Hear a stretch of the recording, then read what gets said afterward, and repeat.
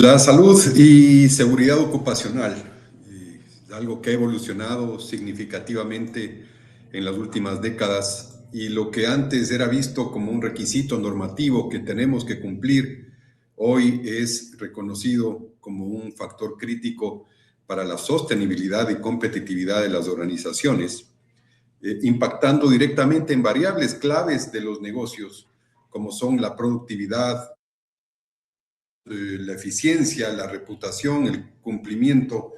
Y en síntesis, ahora cuidar a las personas es cuidar definitivamente la sostenibilidad de las empresas. Y el marco normativo establece una responsabilidad del empleador de garantizar condiciones de trabajo seguras y saludables, pero ¿es realmente un esfuerzo que se realiza para cumplir o es una real gestión estratégica? Creo que es algo que ahora ha cambiado mucho y que ha pasado de ser nada más una obligación que se debe cumplir por normativa y nada más. Las organizaciones líderes ya no gestionan la seguridad y salud ocupacional solo como control de riesgos, sino como un sistema integral de gestión que incluye prevención, en primer lugar, bienestar físico y mental como parte de una cultura organizacional.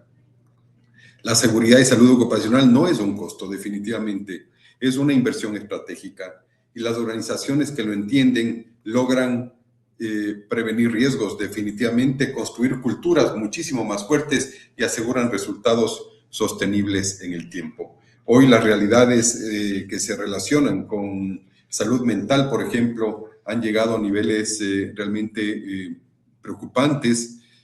Ya se habla de que una de cada dos personas están afectadas con algún problema de salud mental y que las organizaciones tenemos que trabajarlos primero determinando y dándonos cuenta está sucediendo y segundo actuando de una manera muy efectiva, primero para una obligación humana que tenemos todos y segundo ya para una obligación como organización, como empresa, para cuidar esa sostenibilidad y productividad.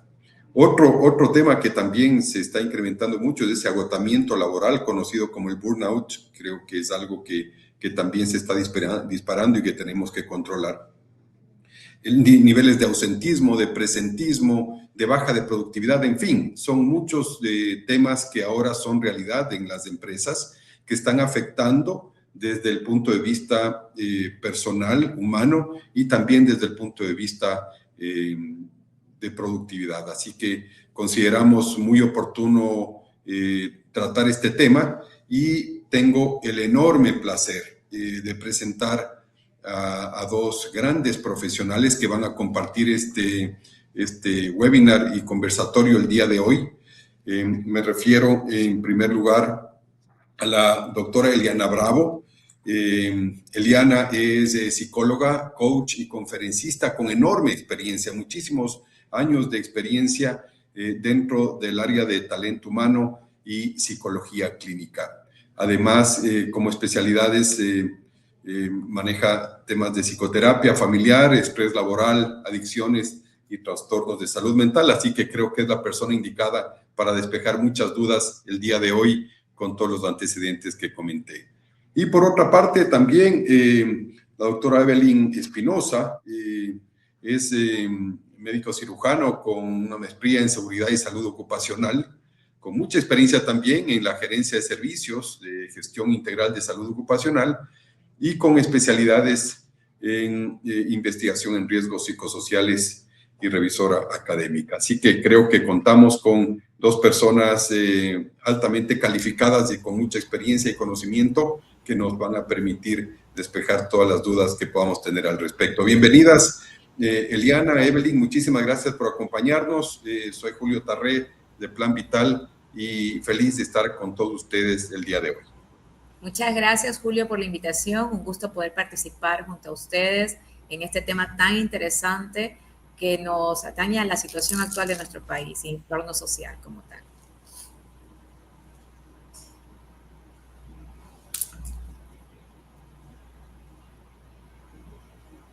Evelyn, no se te escucha. Ok, ¿ahí me escuchan? Ahí sí, cómo no. Perfecto. Muchas Gracias, Eliana. Gracias, Evelyn. Muchas gracias, Julio. Encantados de poder estar aquí presente y poder intervenir y poder compartir justo acerca de estos temas que son necesarios revisarlos dentro de las compañías y dentro de las personas que están trabajando en home office igual actualmente. Muchísimas gracias, Evelyn. Y para empezar, quiero iniciar contigo, Evelyn, para ir avanzando desde lo básico hasta lo un poco más complejo. Y me quiero referir a lo que es el cuerpo en el trabajo. Entonces, aquí entra la cultura preventiva. Desde la medicina ocupacional como tal, ¿qué pequeños cambios se pueden lograr de bajo costo para implementar una empresa que mejore el bienestar físico del equipo? Claro, perfecto.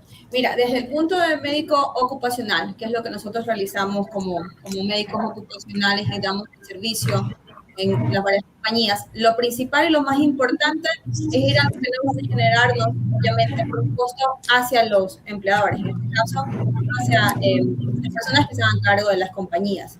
Lo que podemos hacer nosotros inicialmente, algo muy básico, la altura de la silla. La altura de la silla, la posición de la pantalla y el uso de soportes.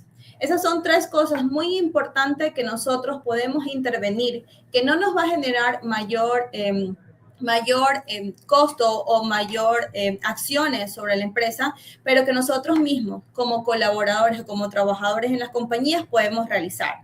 Al igual que tener una adecuada postura, va a reducir mucho la carga muscular que nosotros tenemos al que estamos tanto tiempo sentados frente a una computadora.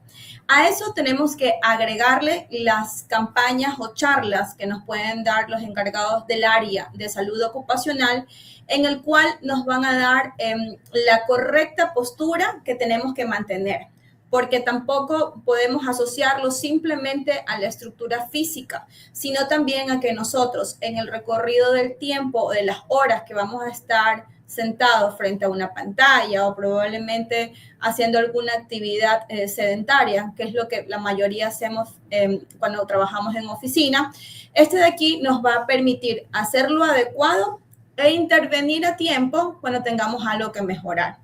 Otra cosa importante es las pausas activas. Nosotros no dejamos a veces a un lado saber que tenemos que hacer una pausa que no nos va a tomar más de 5 o 10 minutos cada hora. Lo podemos hacer cada 2 horas también. Y con esto lo que hacemos es disminuir la fatiga y mejoramos la circulación, teniendo en cuenta que si estamos tanto tiempo sentados, nuestras extremidades inferiores van a estar en una misma posición. Entonces, el pararnos, en realizar alguna pausa activa muy breve nos puede ayudar. Y algo importante que quería acotar, no hay que solamente saber que la pausa activa nos va a hacer una actividad en sí, sino que lo que nos ayuda es salir de la gestión que estamos realizando y tener una pequeña receso de esa gestión. ¿Okay?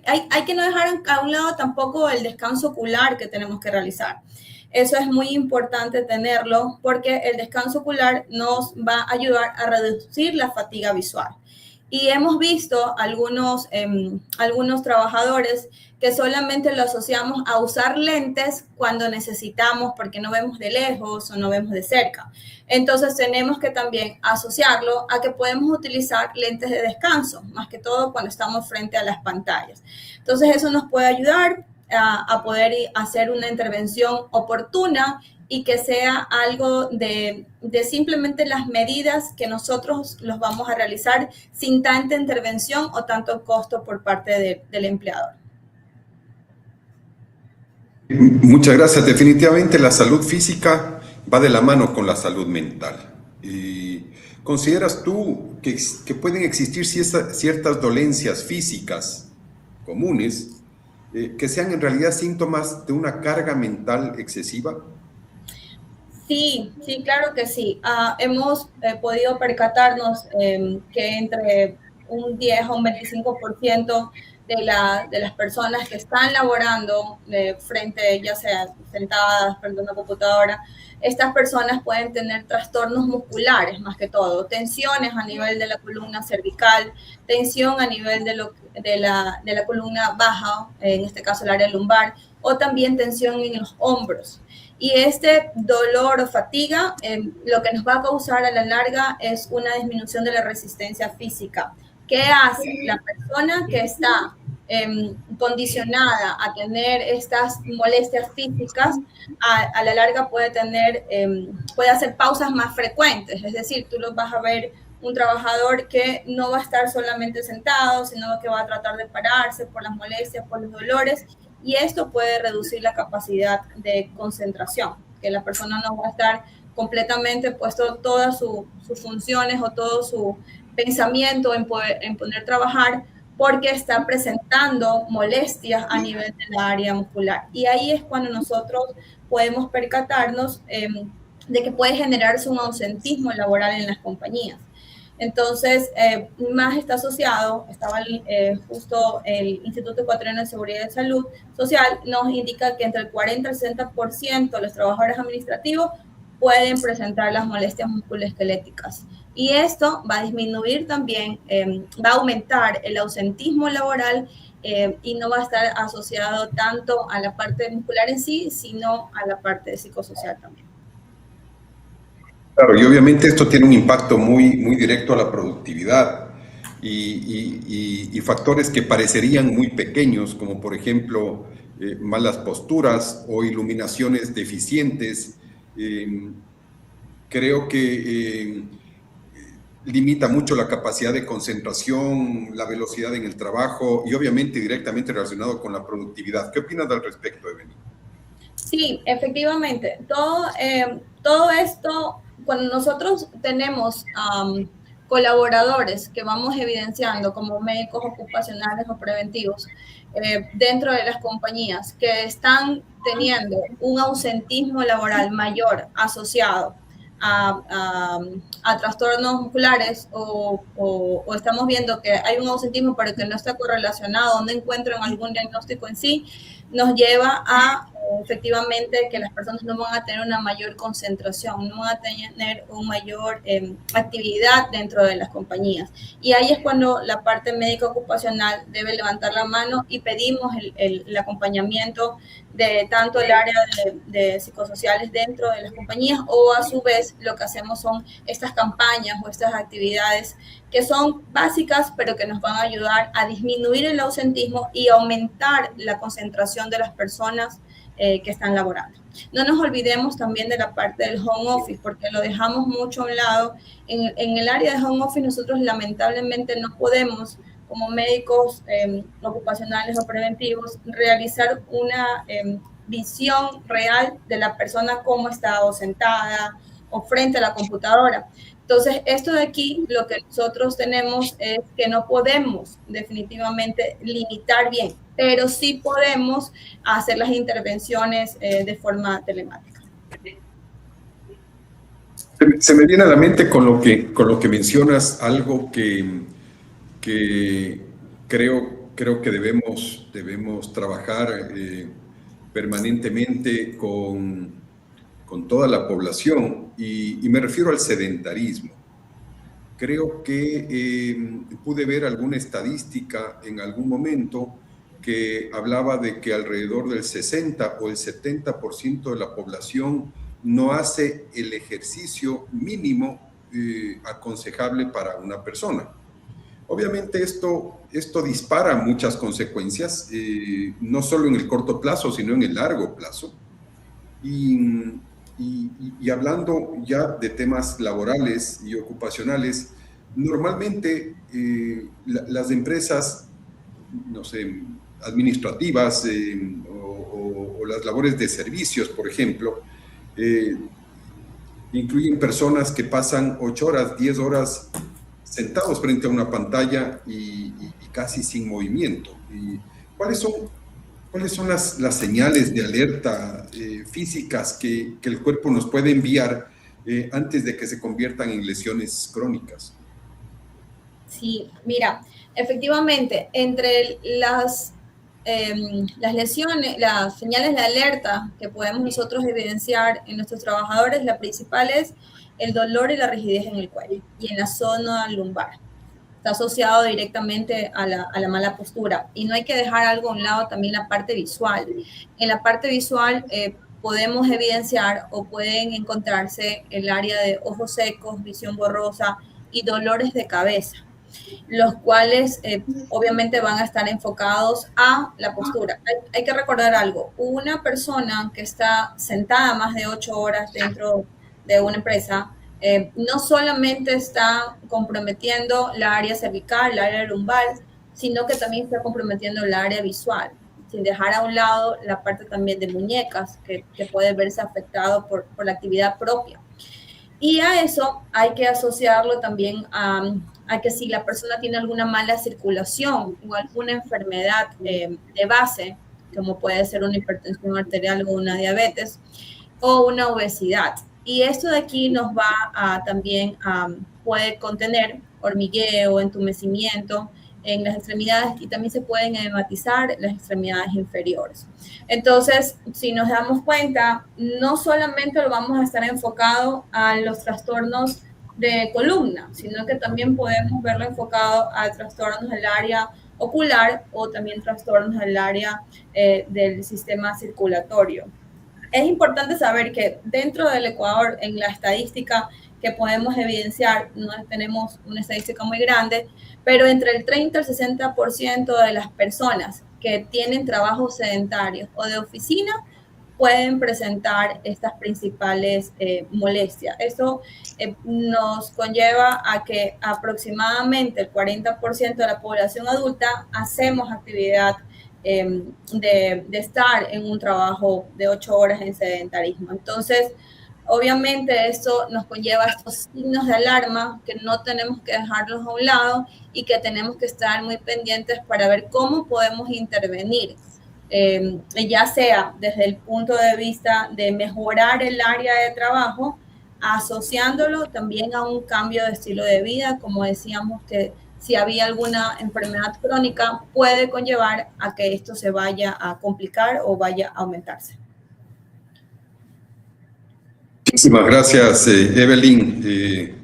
Creo que ha sido muy clara analizando cuáles son las posibles consecuencias de no controlar estos riesgos dentro de una empresa y que en el mediano, corto o largo plazo puede traer consecuencias graves en términos de salud física especialmente. Ahora pasamos contigo, Eliana. Realmente cada vez que reviso información relacionada con la salud mental, realmente me quedo muy preocupado de ver cómo, y no solo es en el Ecuador, sino en el mundo entero, creo que la dinámica de la vida ahora ha marcado unas realidades que antes tal vez no las vivíamos. Y llegué, por ejemplo, a una estadística que se refiere a que casi el 50% de los trabajadores en términos generales ha tenido algún diagnóstico de salud mental. Estamos hablando de que 1 de cada 2 personas ha tenido algún tema de ansiedad, de depresión, de angustia, de estrés. Obviamente creo que la gran mayoría, la gran mayoría, más del 50% de las empresas no cuenta realmente con una política de apoyo para estos casos. Se habla de que casi 3 de 4 personas tienen problemas de sueño. Creo que es otro tema también importante. Pero la gran mayoría de personas, no sé si no lo acepta, sino que no lo comunica por estigmas, prejuicios o yo qué sé, pero prefiere callarse. Y esto lo relaciono con temas de liderazgo, es decir, hablando en la empresa, un líder, por ejemplo, ¿cuál es su rol realmente dentro de esa función de liderazgo en lo que se refiere a salud mental? detectar, por ejemplo, que colaboradores de su equipo o integrantes de su equipo están sufriendo emocionalmente sin invadir esa privacidad? Efectivamente, Julio. Bueno, los líderes juegan un rol importante, crucial y directo en el tema de salud mental para sus equipos de trabajo, porque hoy en día se trabaja de una forma reactiva, no preventiva, en el tema de salud y bienestar emocional dentro de los entornos laborales. ¿Y son esos roles realmente claves en los líderes que debemos fomentar o debemos trabajar o gestionar dentro del ámbito empresarial?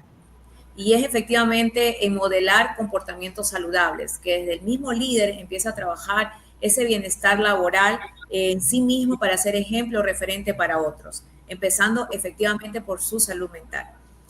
También fomentar la comunicación efectiva, empática.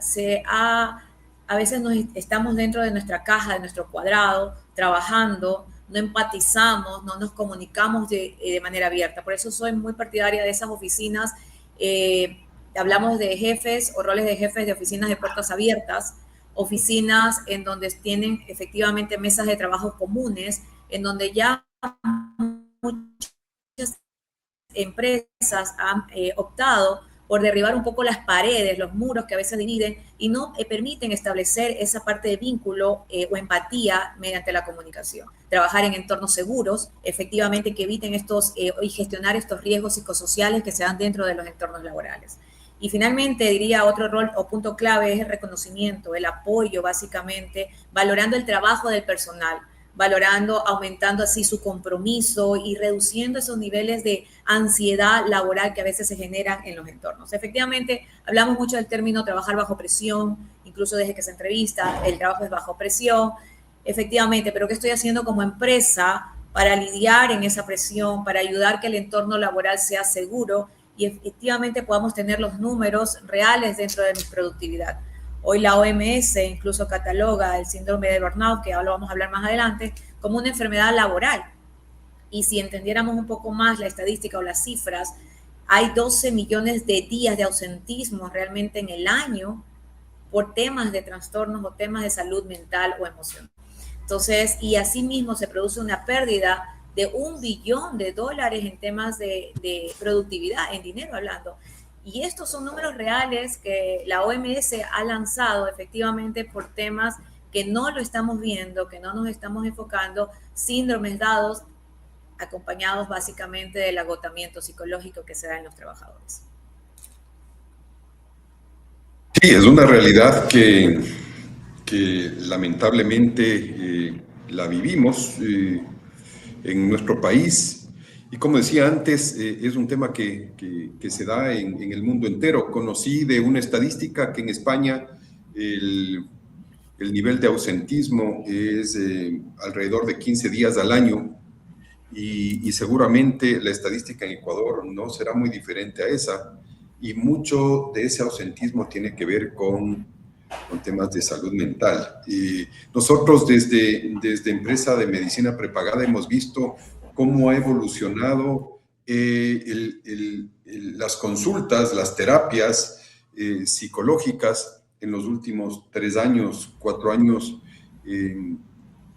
Realmente se ha disparado, pero completamente, y ese obviamente es una señal de lo que está pasando. Entonces, volviendo al tema de empresa y hablando del desempeño, al referirnos a problemas de salud mental de colaboradores, ¿de qué manera este estrés? Se habla de que todo el mundo, aquí sí es casi el 100%, sufrimos algún nivel de estrés durante el año, pero muchísima gente ya sufre estrés crónico. ¿Y de qué manera este estrés no gestionado puede bloquear funciones ejecutivas dentro de una empresa del cerebro, por ejemplo, como la toma de decisiones, la creatividad? ¿Cómo podemos medir la salud mental? ¿Es posible hacerlo? No solo me refiero al clima laboral, sino ¿es posible medir la salud mental? Bueno, efectivamente, me voy a enfocar un poquito en el síndrome que es el más conocido, ¿no? El de agotamiento psicológico, bien conocido como burnout.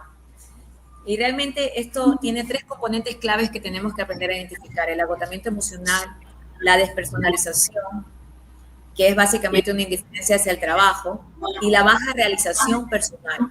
Como les dije hace un momento, la OMS ya lo catalogó como una enfermedad laboral. Y hay que identificar realmente si mis trabajadores están pasando por esto. ¿Cómo diferencio entre un cansancio, porque efectivamente tuve una temporada alta, hablando en los entornos laborales, cuando tenemos esas temporadas altas y efectivamente damos el todo y hablamos de un cansancio, ¿no? Pero también hay que diferenciar lo que es un agotamiento psicológico.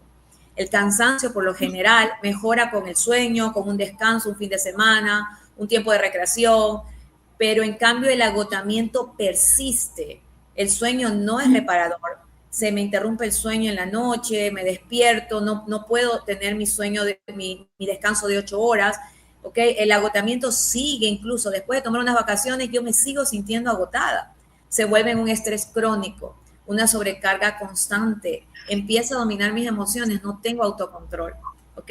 Entonces, efectivamente, la motivación que yo puedo hablar en un entorno laboral, si es un cansancio, realmente ya ante una situación en que ya veo un entorno diferente, empiezo a mejorar.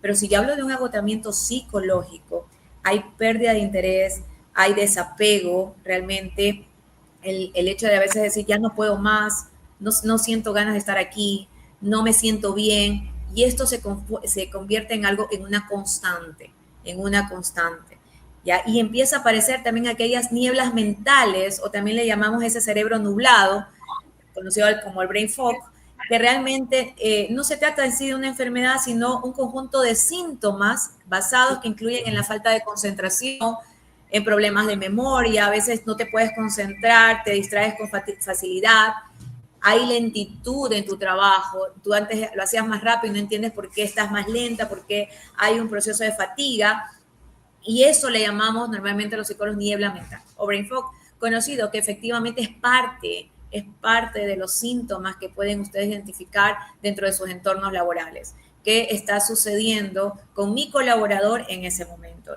Y son señales de alerta que efectivamente requieren intervención. Y es tiempo que la empresa empiece a trabajar en una intervención preventiva o trabajar de manera preventiva y no solo en una intervención reactiva, ¿no? Parte de esos señales, la apatía, irritabilidad, ineficacia en lo que son los procesos, muchos errores, empiezan a haber errores repetitivos y hay una desconexión física. Y es importante ahí empezar a buscar ayuda. Hoy las empresas, con el último decreto 255 en el artículo 18, hablan de que las empresas grandes de más de 200 trabajadores deben incluir un psicólogo dentro de sus entornos laborales. Efectivamente, hoy en Ecuador se están dando pasos, quizás no agigantados, para trabajar en el entorno de salud mental. Pero es importante que los líderes también aprendamos a identificar aquello en nuestros entornos, porque efectivamente si empezamos a identificar y a intervenir sin que sea una forma de violar la privacidad del colaborador, porque no sabemos si es un entorno laboral o viene jalando desde la parte familiar, es importante ya ir haciendo sus pasos de intervención, Julio. Muy interesante lo que dices, Eliana. Esa desconexión emocional realmente para una empresa puede representar un costo invisible que muchas veces puede ser bastante elevado.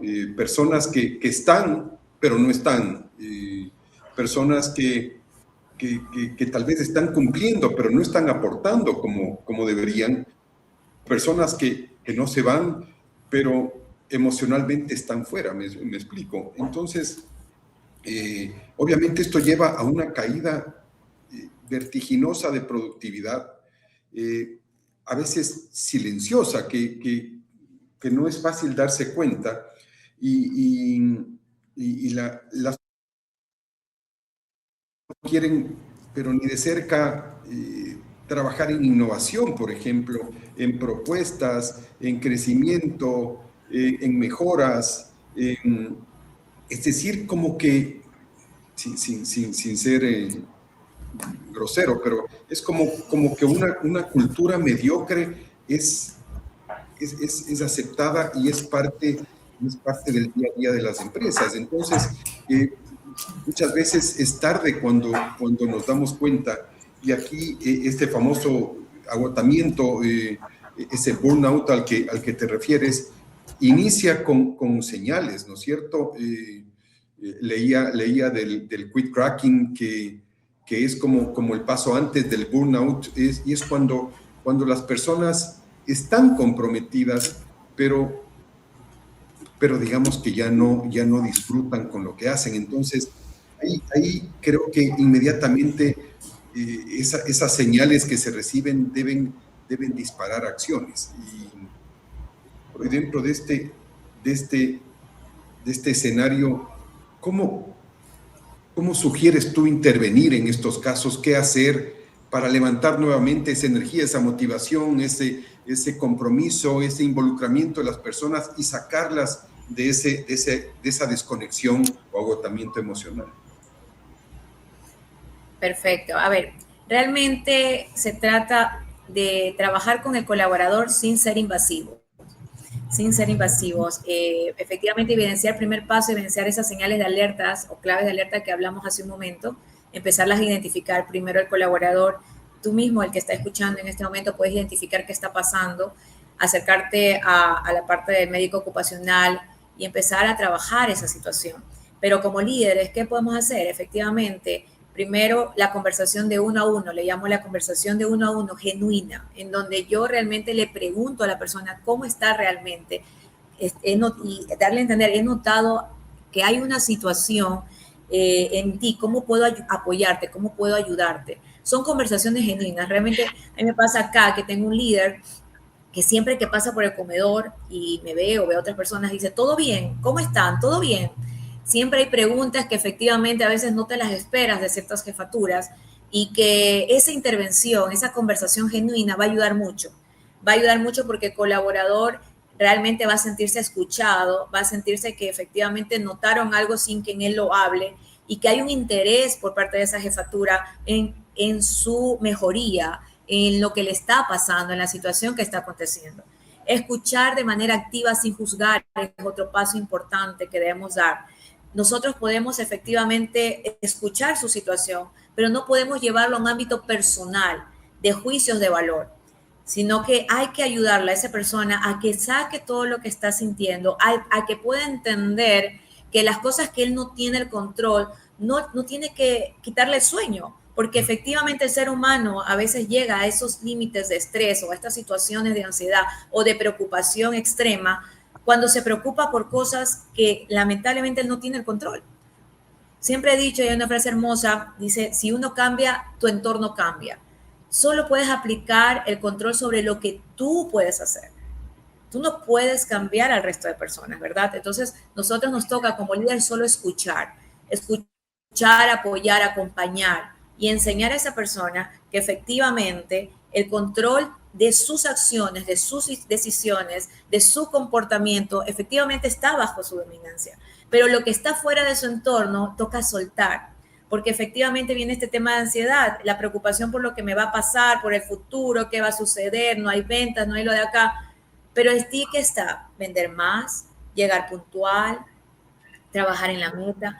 Si hay una situación que está fuera de ti, de tu entorno, de lo que está de tu control, no debe quitarte el sueño. Y es ahí donde hay que trabajar efectivamente en tema de salud mental en las empresas. Nosotros necesitamos como empresa inyectar en el ADN corporativo, en la cultura de la empresa, en ese ADN de empresa, el tema de salud mental, el tema de gestión preventiva en tema de salud mental, porque esto nos va a ayudar mucho a trabajar en conversaciones empáticas, en donde veamos que si hay una sobrecarga o una situación de horarios muy excesivos o de que el colaborador se queda hasta tarde, es ahí donde debo intervenir y decir, bueno, ¿por qué te quedas hasta tarde? ¿Qué está pasando? ¿Estoy trabajando en reprocesos o estoy trabajando efectivamente, tengo carga laboral? Porque a veces muchas de estas estadías a estar hasta tarde o en horarios extensivos, no se trata solamente de sobrecarga laboral, se trata de reprocesos por una mala inducción, una mala formación, una mala capacitación, por errores frecuentes. Realmente la persona está en el cargo que debe de estar. Hay que hacer un análisis total cuando efectivamente vemos una situación de estrés laboral dentro de los entornos de trabajo. Sí, tienes toda la razón. Y se me viene ahora un poco a la mente de algo que tú decías, que obviamente las empresas no debemos buscar solamente en los colaboradores su salud física, sino tener colaboradores emocionalmente disponibles, mentalmente presentes, psicológicamente sostenidos. Y creo que en algunos momentos los colaboradores puede ser que tengan una presión laboral alta. Y ¿qué, ¿qué nos puedes sugerir tú? Si es que en la salud física, por ejemplo, existen unos primeros auxilios, ¿no es cierto? En la salud mental, ¿qué nos sugerirías tú como primer auxilio psicológico o técnica breve que nos permita recuperar el equilibrio como colaborador y como equipo en general? Ok. Básicamente, la frase que siempre uso acá, si no está en tus manos, que tampoco esté en tu cabeza.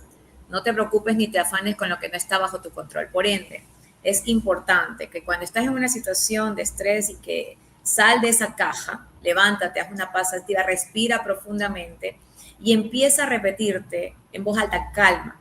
Si esto, o sea, calma, primero la palabra calma, que tu cerebro asimile esa palabra, porque a veces te la puedes repetir mentalmente, pero es necesario hablarlo, es necesario activarlo.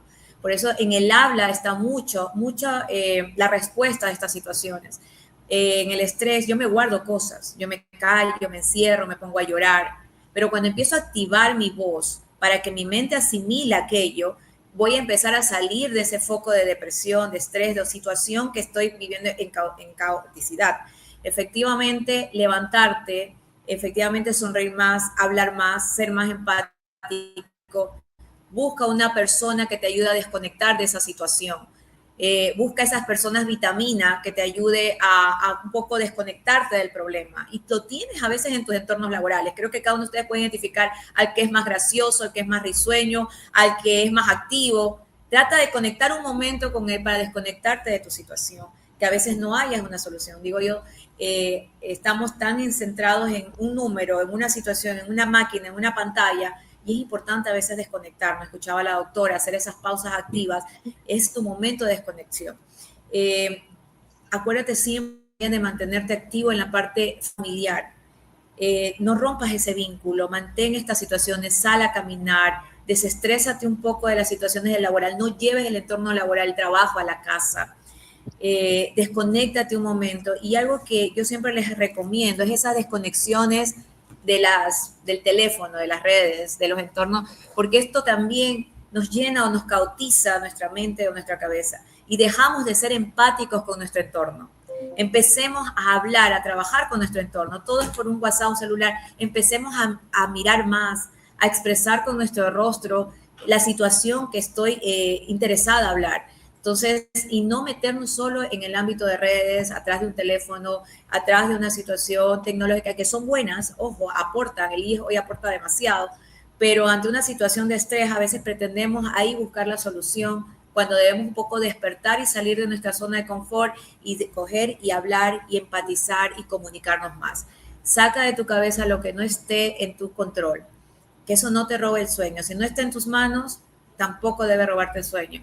No nos preocupemos ni nos afanemos en lo que no está bajo nuestro control. Centrémonos en nosotros y empecemos a desconectar aquello que nos invade, que nos estresa, que nos está molestando y empezar a soltar aquello y activarnos con lo que realmente es importante. A veces son tus entornos familiares, a veces también tu vínculo laboral. Estamos más de 8 horas laboralmente. Ese es básicamente tu segundo hogar. La empatía, el hablar, el conversar con empatía nos va a ayudar mucho a desconectarnos de la situación que nos está estorbando en ese momento en nuestra cabeza. Aquel agotamiento, aquel cansancio, aquella situación, es algo que nos está molestando en nuestra mente, en nuestra cabeza y que nos mantiene en ese estado de estrés o agotamiento emocional. Muchas gracias, Deliana. La siguiente pregunta que planteo, me gustaría que respondan las dos, Evelyn y Eliana, que tiene que ver con el auge que ha tenido el trabajo híbrido. Esto relacionado con la vida personal y laboral. Ahora creo que se privilegia mucho y que y que ahora, yo no sé si sea un tema generacional inclusive, pero ahora muchas personas le dan un peso muy grande a ese trabajo híbrido o trabajo en casa, por ejemplo, y relacionado con el bienestar. ¿Cuál es el mayor desafío que ven ustedes? Y porque en los próximos años creo que esta dinámica va a seguir cambiando. ¿Y cuál es el mayor desafío relacionado con el bienestar de los colaboradores al hablar de trabajos híbridos? Evelyn. ¿Cómo está? Sí, bueno, mira, la parte de tener un trabajo híbrido y trabajar desde casa, hablábamos desde el punto de vista de la alteración, la persona no tiende a separarlo. A pesar, ellos desde que inician el día, inician laborando y no tienden a tener una hora final. Es decir, 5 de la tarde, como hacemos en un trabajo normal, salimos a casa o 6 de la tarde y se acabó la parte laboral. La dejamos ahí dentro de la empresa. Sin embargo, en la parte híbrida, mantenemos igual, como estamos en casa, tienden a solicitarnos cosas, tendemos a extender un poco más las horas para poder cumplir con lo que nos puedan requiriendo, ¿ok? Entonces, desde el punto de vista híbrido, no es malo, no es que lo estamos complicando por completo, que sea algo que sea malo, pero sí necesitamos tener súper claro que hay que cumplir con un horario como el horario normal que haríamos en un trabajo ya físico, real, y separarlo y dejar a un lado el momento que nosotros necesitamos ya cuando culmina, por una parte. Por otra parte, las personas tienden a lo que decíamos cuando estábamos conversando del estar en su momento sentados, no tienden a adecuar bien su puesto de trabajo y no tienden a tener un espacio bien delimitado para que no sufran algún trastorno hacia el futuro de cualquier aspecto. Entonces, no es algo malo, pero sí, por mi parte preventiva ocupacional, cuando una persona va a hacer un teletrabajo, es necesario hacer una capacitación previa para que estén claros de lo que debe suceder dentro de la casa, que no va a haber alguien que va a estar como que evaluando su parte laboral, desde el punto de vista médico ocupacional. Muchas gracias, Evelyn. Eliana. Efectivamente, y desde el punto de vista psicológico, es establecer esos límites adecuados y saludables para ese trabajo híbrido, ¿no? Realmente el gran desafío va a estar en combatir ese burnout crónico, en gestionar esta parte de la ansiedad y garantizar, y aquí me voy a detener, la desconexión. Garantizar la desconexión. Es necesario desconectarnos en nuestro ambiente o entorno familiar o entorno de descanso o tiempos de descansos. Eso es realmente el desafío que se nos viene de aquí para el 2026 en adelante, porque con estos entornos híbridos, lamentablemente, envolvemos todo y luego no vamos a entender por qué a veces no podemos ni conciliar el sueño. Entonces, nuestro desafío está efectivamente en garantizar esa desconexión y separar mi entorno laboral con los límites adecuados y saludables con mi entorno familiar o mi entorno o mi hobby o lo que yo vaya a hacer en ese momento. Incorporar también esta parte de desconexión con hobbies adecuados que, como le escuchaba a Evelyn, que nos ayude en esa salud, o nos ayude a salir incluso de ese sedentarismo. O sea, efectivamente hay que trabajar en estos entornos. Gracias, Eliana. Y algunas veces pasa que un colaborador, por ejemplo, no se siente bien, tiene dolores, espalda, cuello, no sé. Se hacen los exámenes y salen normales, todo sale bien, pero sin embargo no se siente bien. ¿Cómo puede ayudar, cómo colabora la psicología y la medicina ocupacional para encontrar la raíz de ese problema? Bueno, la labor de un líder no es la de un psicólogo, ¿sí o no? Sino la de gestionar el entorno de trabajo para que sea un lugar seguro, ¿verdad? Y efectivamente en nuestra intervención hay parte de la médico ocupacional, es trabajar muy de la mano con talento humano y si estas empresas tienen incorporado un psicólogo a sí mismo. Por ejemplo, acá, cuando hay una situación que hay exámenes, como mencionas, que sí he tenido estos casos, y que no mejora su salud, siguen con un adelgazamiento extremo, no tiene gastritis, no hay un tema físico, efectivamente inmediatamente me llama y me dice, psicóloga, necesitamos su parte acá de intervención. Y ahí es donde efectivamente tenemos nuestro tiempo de intervención, donde trabajo con el colaborador, y es importante que tengan incorporado, sea en el área de talento humano, en la parte de medicina, una parte es el profesional en psicología. Y vimos resultados después de 2 o 3 sesiones de intervención o de ayuda, porque uno también tiene que derivarlo y los puedes derivar. El IES tiene médicos también, psicólogos que pueden atenderlo, pero inmediatamente ayudar con al menos una intervención dentro del entorno laboral va a ayudar muchísimo. O saber diagnosticar de manera adecuada lo que está aconteciendo y darle las orientaciones, a las pautas a la persona para que pueda seguir laborando de manera eficaz. Y es ahí donde ellos a veces necesitan sacar lo que les está absorbiendo, llenando, lo tienen guardado. Y con una sola conversación, bajo un enfoque psicológico, ayudamos bastante realmente. Y ellos decidirán si después siguen con psicólogo o incluso de acuerdo al diagnóstico que se dé, si efectivamente es necesario tener más intervenciones.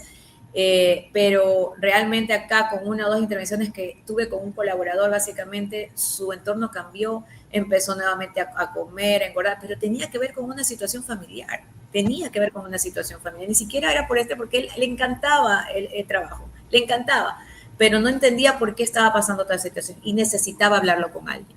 Entonces, recordemos que en las empresas tenemos personas de diferentes recursos, que no todas tienen a la mano un tema de un psicólogo para ir a hablar y directamente, y por eso es que ahí nos toca intervenir desde la parte de talento humano, la parte ocupacional, cómo podemos ayudar a ese colaborador con una intervención psicológica.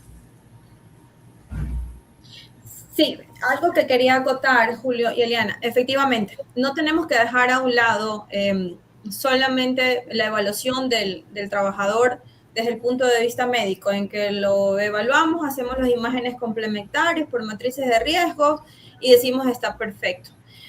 La intervención del área de psicología, que como nos comentaba Eliana al inicio, hay un acuerdo, el 255, que nos ayuda o nos da el plus que necesitábamos, la parte ocupacional para la intervención del área de psicología, en el cual mediante las evaluaciones que ellos realicen también podemos percatarnos cuáles son esas áreas, de acuerdo a la metodología que utilicen, en el cual presentan más afectaciones, hablándolo a global. Pero hablándolo a una sola persona, no hay que irnos solamente a pensar, los exámenes están bien, es una contractura muscular, te mandamos algo para la contractura muscular y para de contar. Es tratar de identificar si esta contractura muscular, que el puesto de trabajo está perfecto, está asociado a una parte psicológica. Y ahí hay que intervenir, porque hay varias dimensiones que se puedan afectar. Hay personas que están trabajando, están perfectos, como decía Eliana, ok, estoy pensando en mi casa, quién cuida a mi hijo, o mi hijo está enfermo, o mi mamá tiene alguna enfermedad, cáncer, algo.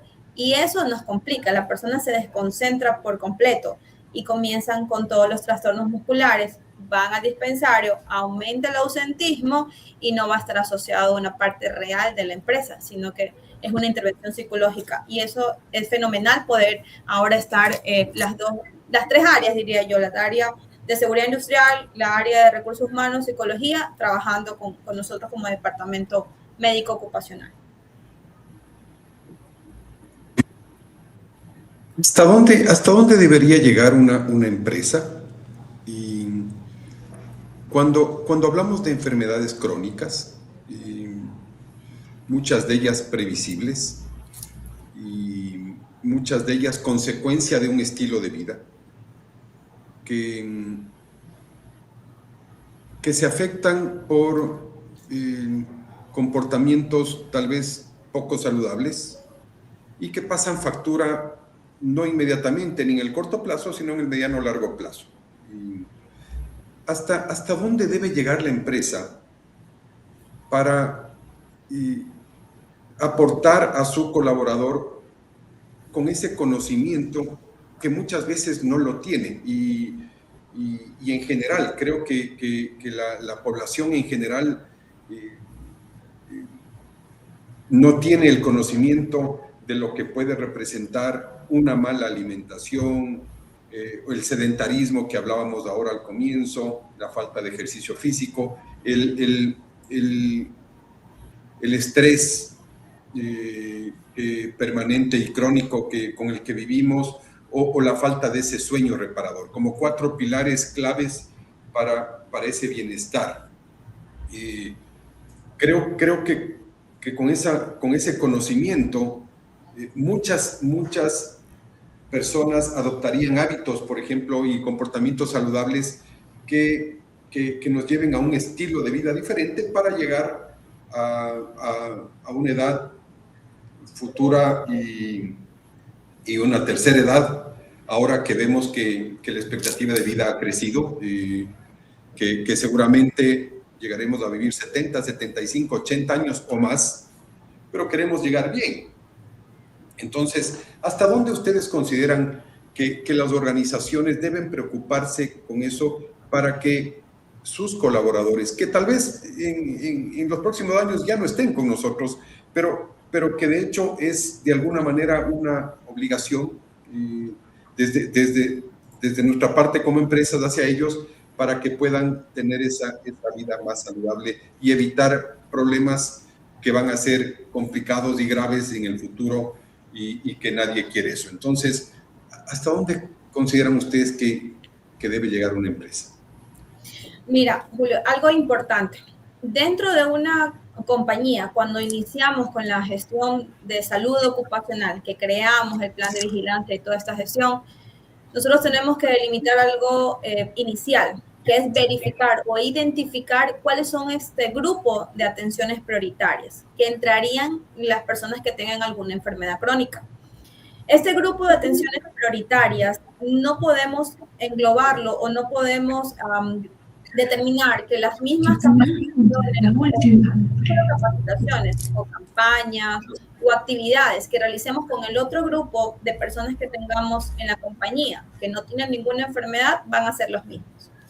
Y no solamente es la intervención preventiva que nosotros realizamos. Ok, tengo este grupo de personas que tienen tal patología, y les voy a hacer una charla se me ocurre, pacientes diabéticos, voy a hablar de neuropatía diabética, que sería una complicación a futuro.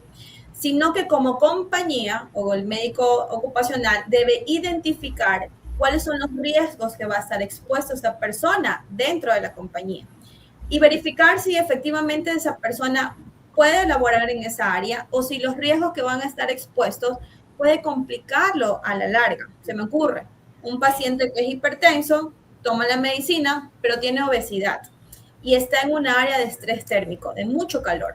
Esta persona, asociando estos 3 puntos, se me va a complicar muchísimo más si yo lo dejo ahí. Entonces, ahí ingresa netamente el área preventiva, el médico ocupacional, definiendo que la persona, hasta que no tenga un adecuado peso, estamos hablando de este paciente, ¿verdad? Hasta que no tenga un adecuado peso, no podemos exponerlo a este riesgo. Y ahí evitamos que la persona pueda tener algún síncope o pueda tener la persona a futuro la necesidad de alguna otra medicina, que teniendo en cuenta las medicinas tienen que ser descartados por nuestra área hepática o renal. Y sabemos muy bien, si iniciamos con una medicina desde muy joven o tenemos altas dosis, puede complicarnos. Es normal, eso hace la medicina. Por eso hay que hacer el cambio de estilo de vida.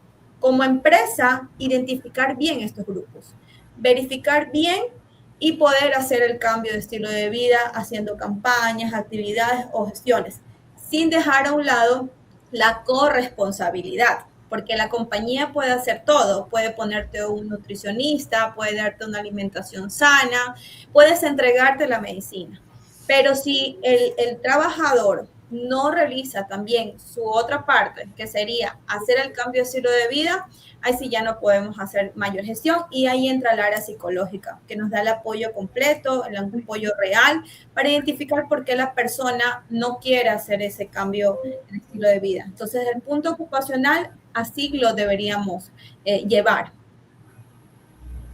Gracias, Evelyn. Eliana. Efectivamente, como empresa, y coincido mucho, bueno, realmente a los empresarios, a los líderes, a las cabezas, hay que enseñarles mucho con los números, con indicadores claros. sacar efectivamente en cada empresa, en cada organización, el ausentismo real por temas de estrés, por temas familiares, por temas laborales, por temas...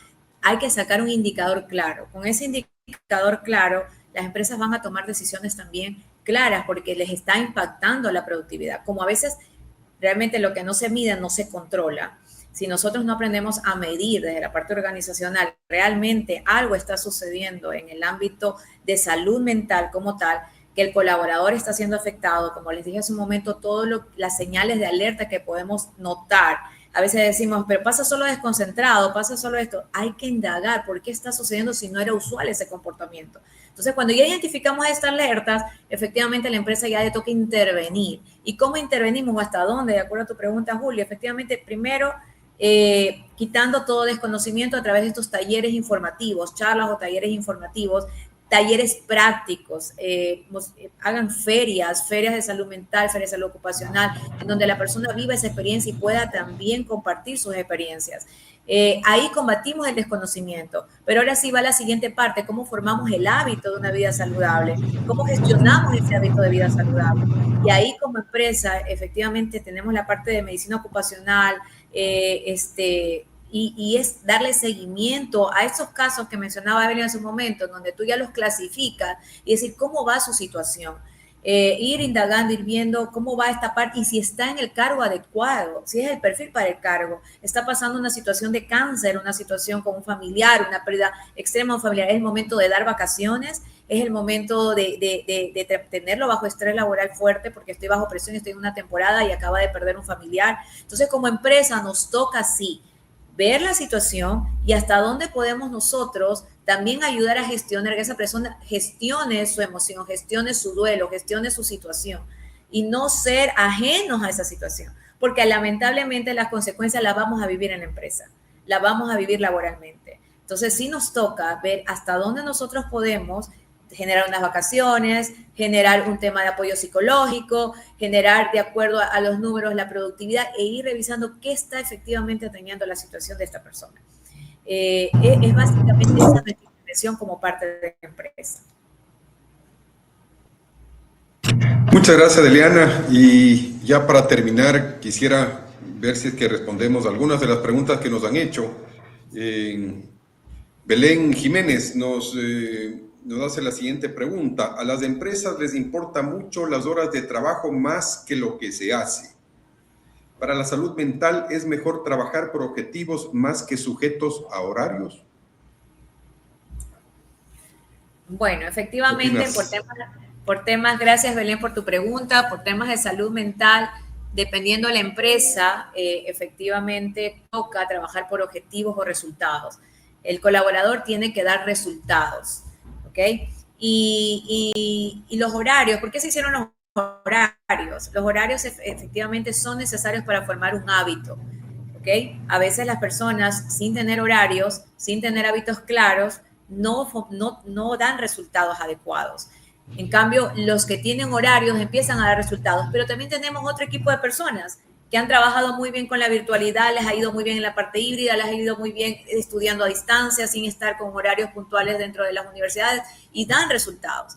Hoy las empresas efectivamente deben moverse o se mueven en función de los resultados. Algunas están apuntando a ello con el tema de la incorporación del trabajo híbrido, otras aún no, pero hay que demostrar a los empresarios que los resultados pesan más que los horarios, no excediendo los niveles de confianza, sino trabajando en función de aquellos objetivos que tiene la compañía con el trabajador.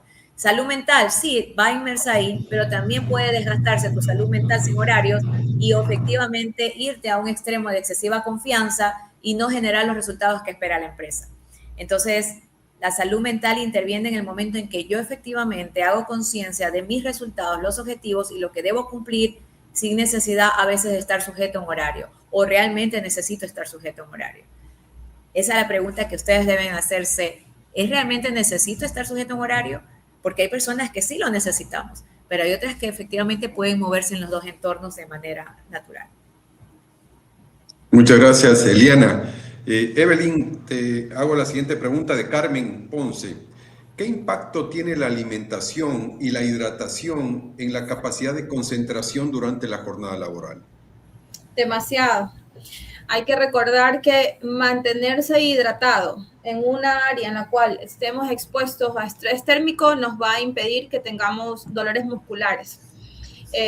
Poniéndolo en una área que estemos estrés térmicos y no solamente pensar que nos vamos a deshidratar sudando, nosotros nos deshidratamos también hablando, caminando, nuestras células hacen actividad y eso nos hace deshidratar. Entonces la hidratación es muy importante y muy necesaria, y la hidratación es con agua.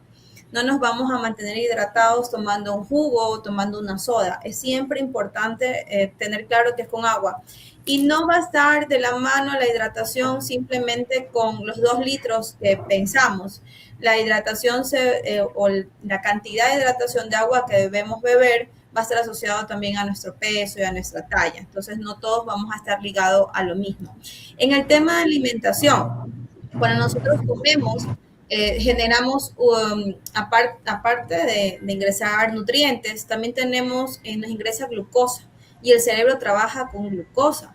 Entonces es importante tener una alimentación y horarios de alimentación para que así podamos tener las concentraciones necesarias y evitar que no hayamos comido y comencemos a estar bostezando, no nos vamos a poder concentrar en el trabajo y no vamos a poder ser completamente productivos. Entonces, definitivamente son 2 factores muy importantes que si ustedes tienen bien organizado su horario, no va a haber ninguna complicación.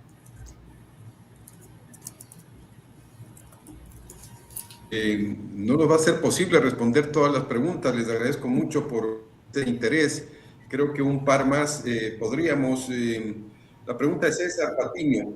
Desde el ámbito de la salud ocupacional, ¿es factible extender la jornada laboral diaria más allá de las 8 horas sin tener consecuencias físicas o mentales para el colaborador? Desde el punto de vista ocupacional, sin consecuencias físicas, yo creería que si hacemos unas pausas activas bien establecidas, no va a haber ninguna complicación, porque no estamos, tenemos que tener algo claro. No es que simplemente si trabajo 6 horas no voy a tener probablemente alguna afectación a nivel de columna o alguna otra complicación médica. Tiene que ver todo con realizar pausas y tener un buen puesto de trabajo desde el punto de vista físico.